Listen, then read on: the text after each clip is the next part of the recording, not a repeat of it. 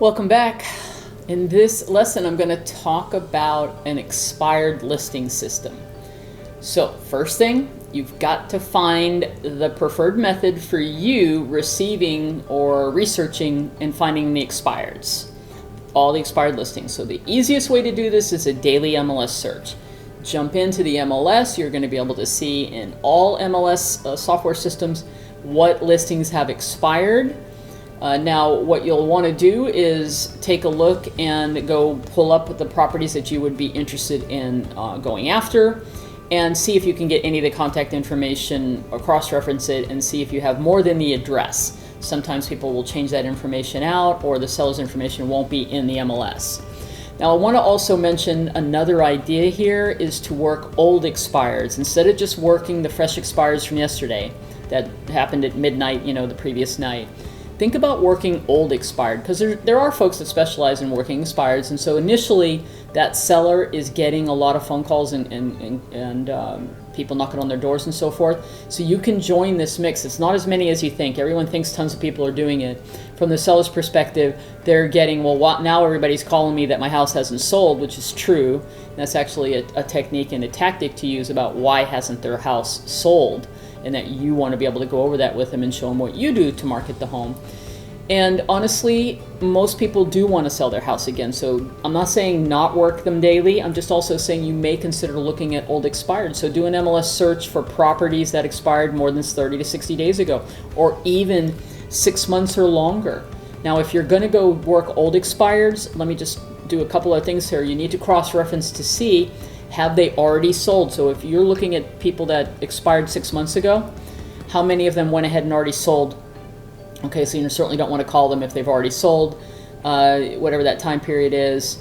You can also take a look at paid services like the Red X or Bold Leads to pay to have the expired list come to you.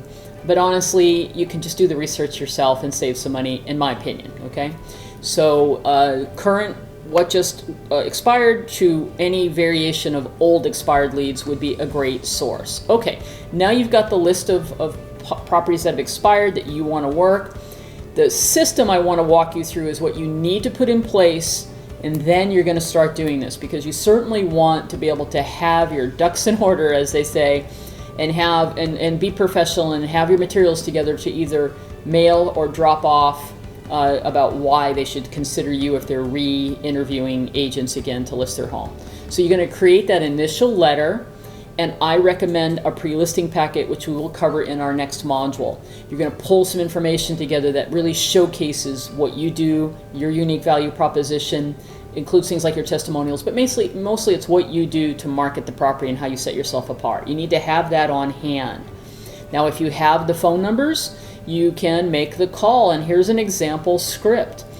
Hi, Mr. Smith, this is Jan O'Brien with Fidacity Realty. I've been going over my MLS records today, and I noticed your home is no longer listed for sale. Do you still want to sell your home? You're going to get a yes or no, or you're going to get a snarky remark like, "Wow, you're the 5th person to call me today." And I said, and you can say, "Yep, I understand that. So would you be interested in finding out why it did not sell? What I can do is a free analysis that will determine the reasons why your home may not have sold. I can stop by for a few minutes later this week or later today and share that information with you, and then you try to close for the appointment." Okay? So that's an example of a script. You do need to be ready for, the remarks and so forth, but there are people who had a bad experience. Most of the time you're going to find the main reason a listing expired is price. It may be condition, it could be terms, but it generally price is in there somewhere, and that's why before you make those phone calls, do the computer work. You should get up every day, you pull the expires, maybe you're going to work the old expires as I mentioned, you're going to go do a quick analysis, you're going to read the remarks, you're going to see if you can kind of figure it out. I have seen listings be put, placed into the MLS in the wrong area. That's why they weren't found. And when you do have a conversation with an expired listing with the seller, you don't want to completely throw the other agent under the bus. We want to be professional, but what we want to do is point out what we do. So for example, if there were some things really messed up in the MLS, you could say something like, one of the things that I do that might be a little different is that I really go over the details of what I've put in the MLS. I do a check on it because mistakes can be made, and I'm actually going to have you agree or even help me form the details that we put into the MLS and have you approve those.